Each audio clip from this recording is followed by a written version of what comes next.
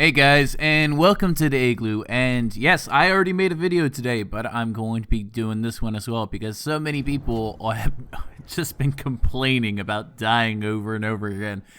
And for a lot of people, this is your first actual taste of PvP inside an actual open world survival game called Fallout 76.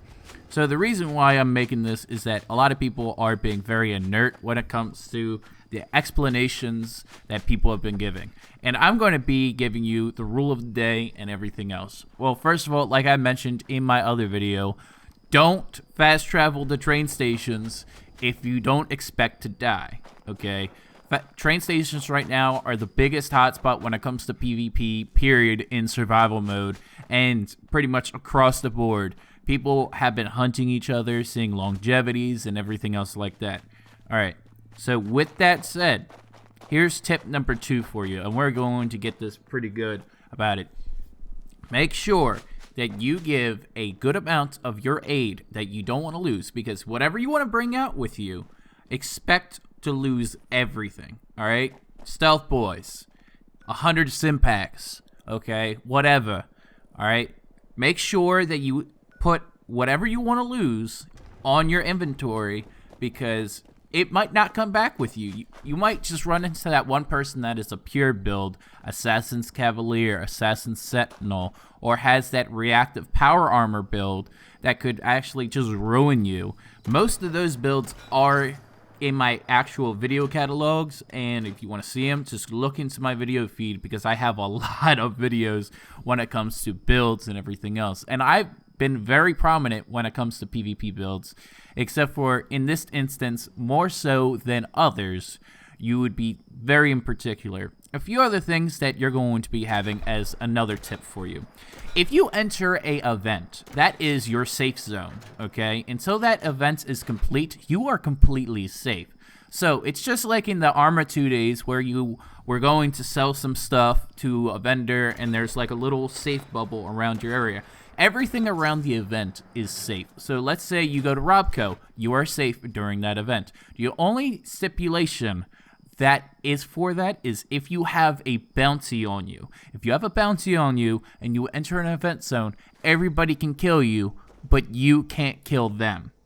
So if you have a bounty on you and you're trying to do an event, that's not your scapegoat. Just leave, okay? Nobody's going to help you.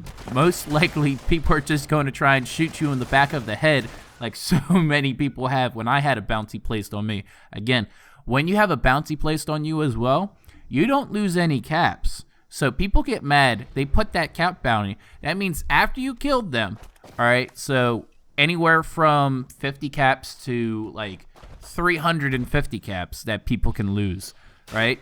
So after they lose that kind of stuff, they then lose whatever amount of bounty that they put on you, and you don't lose any caps. That's the most important part out of everything else, is that you don't lose anything when it comes to that. The only thing that you lose is your aid items and your junk if you have any on you, but honestly, if you're PvPing people, you wouldn't be carrying junk on you in the first place, unless you've been killing a lot of people, which in that regard, I mean, you're going to do it anyway. So we're going to go to tip number 4. All right, tip number 4 is going to be especially important when it comes to this. I have videos of unraidable bases and anything else. There is no bounty damage when it comes to shooting up somebody's base and then just completely and utterly destroying it, okay?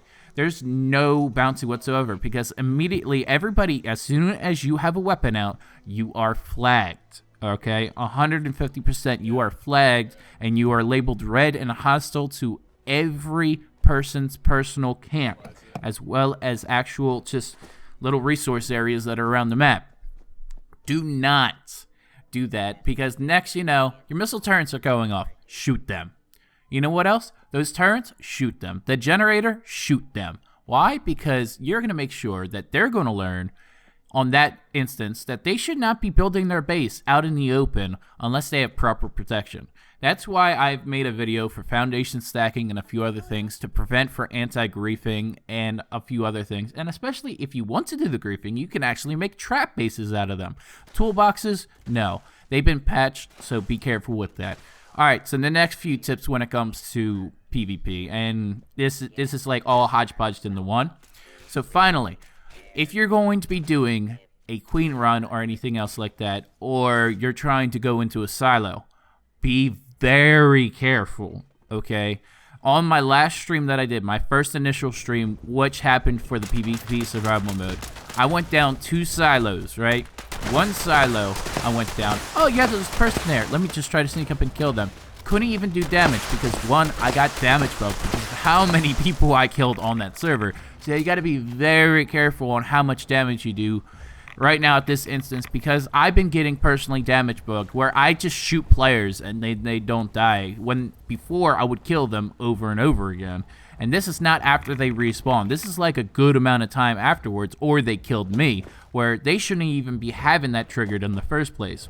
Also, anything that requires a loading screen, if you do not have a SSD on your system, whether you're on PC, Xbox, or PS4, this is very pertinent for this. You will die quicker. The better loading times that you have when it comes to loading onto an instance, the better you will have your time for survivability, because somebody might be just trying to swack you while you're loading in, and you're going to die, just like the train stations, just like anything else. This is very bad, and again, Bethesda has screwed up. They said that you have a level of invulnerability while you load in.